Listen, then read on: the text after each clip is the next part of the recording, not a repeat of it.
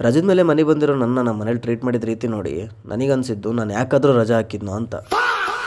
Hello guys, ಎಲ್ಲರೂ ಹೇಗಿದ್ದೀರಾ? ನಾನು ಸೂಪರ್ ಆಗಿದ್ದೀನಿ, ನೀವು ಕೂಡ ಸಖತ್ತಾಗಿದ್ದೀರಾ ಅಂತ ಅಂದ್ಕೊಂಡಿದ್ದೀನಿ. ನಮ್ಮನೆಗೆ ಹಂಚಿನ ಪ್ರೂಫಿಂಗ್ ಮಾಡಿಸ್ತಾ ಇದ್ವಿ, ಅದು ಕಂಪ್ಲೀಟ್ ಆಗಿದೆ ಅಂತ ಫೋನ್ ಮಾಡಿದ್ರು. ಅದನ್ನ ನೋಡೋಣ ಅಂತ ನಾನು ರಜದ ಮೇಲೆ ಊರಿಗೆ ಬಂದಿದ್ದೆ. ಆಮೇಲೆ ಭಾಳ ದಿನ ಆಯಿತು ತೋಟಕ್ಕೆ ಹೋಗಿಲ್ಲ ಅಂತೇಳಿ ನಮ್ಮ ಅಮ್ಮನ ಕರ್ಕೊಂಡು ತೋಟಕ್ಕೆ ಹೋಗಿ ಒಂದು ಬೀಟ್ ಆಗ್ತಾ ಇದ್ದೆ. ಅಷ್ಟರೊಳಗೆ ಎಲೆಕ್ಟ್ರಿಷಿಯನ್ಸ್ ಕಾಲ್ ಮಾಡಿ ಅಣ್ಣ ಕೆಲ್ಸಕ್ಕೆ ಬಂದಿದ್ದೀವಿ ಅಂತ ಹೇಳಿದ್ರು. ಆಮೇಲೆ ನಮ್ಮ ಅಮ್ಮನ ಕರ್ಕೊಂಡು ಮನೆ ಕಡೆ ಬಂದೆ.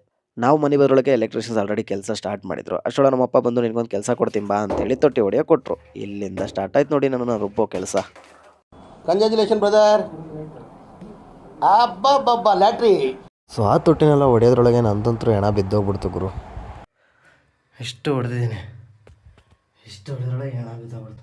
ಇದು ಯಾರು ಬರೆದ ಕಥೆಯು, ನನಗಾಗಿ ಬಂದ ವ್ಯಥೆ. ಫೈನಲಾಗಿ ಒಂದು ಐಡಿಯಾ ಮಾಡಿದ್ದೀನಿ. ಇದನ್ನ ಇಲ್ಲಿಗೆ ಸಿಕ್ಕಿಸಿ ಈ ದೊಡ್ಡ ಹ್ಯಾಮರಲ್ಲಿ ಮೇಲಿಂದ ಹೊಡಿಬೇಕು. ವರ್ಕೌಟ್ ಆಗುತ್ತಾ ನೋಡಮ್ಮ. ಈ ಒಂದು ಅದ್ಭುತವಾದ ಕ್ಷಣಕ್ಕೆ ಭಾರತವೇ ಸಾಕ್ಷಿಯಾಗಿದೆ. ಇದೇ ಹರ್ಕೊಂಡು ಹೊರ ಬಂತು, ಅದಕ್ಕೆ ಬರೋ ಥರ ಕಾಣಿಸ್ತಿಲ್ಲ. ನನ್ನ ಕೈಲಾಗಲ್ಲಪ್ಪ. ನಿನ್ನ ಅವಾಗ ಅವಾಗ ಗಂಡಸು ಅಂತ ಅನ್ಕೋತೀವಲ್ಲ ನಾವು, ಅದು ನಾವು ಮಾಡೋ ಮಿಸ್ಟೇಕ್. ಆದರೂ ಮರಳಿ ಹತ್ರ ಮಾಡ್ತೀನಿ. ನನ್ನ ಮೇಲೆ ಆಣೆ ಇಟ್ಟಳು.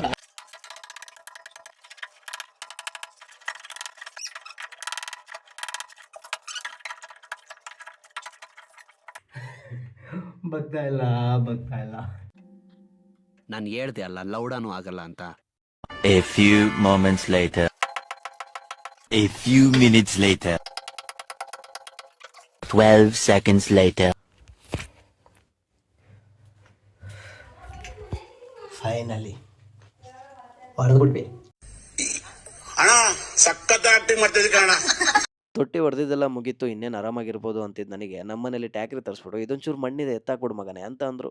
ರಜಕ್ಕೆ ಬಂದಿರೋ ನನ್ನ ಇವರು ಸಾಯಿ ಬಡಿಬೇಕು ಅಂತ ನಿಂತಾರೆ ಅಂತ ಗೊತ್ತಾಗಿ ಮಣ್ಣು ಎತ್ತಾಕ್ಬಿಟ್ಟೆ. ಸೊ ಆ ಮಣ್ಣ ಎತ್ತಾಕಿ ಹೊರಗಡೆ ಎಸ್ದು ಬರೋದ್ರೊಳಗೂ ನನಗಂತರೂ ಸಾಕು ಹೋಗಿತ್ತು. ಸೊ ಇದು ನನ್ನ ಇವತ್ತಿನ ವ್ಯಥೆ ಆಗಿತ್ತು. ಮತ್ತೆ ಸಿಗ್ತೀನಿ, ಬಾಯ್. ಬಾವ ಕೇಳ್ದ ಅಂತ ಹೇಳು, ಮಾರ್ ನಮಗ್ ತಪ್ಪದೆ ಬರ್ತೀನಿ. ಓಟ್ ಬತ್ತೀಯಾ? ಟಾಟಾ.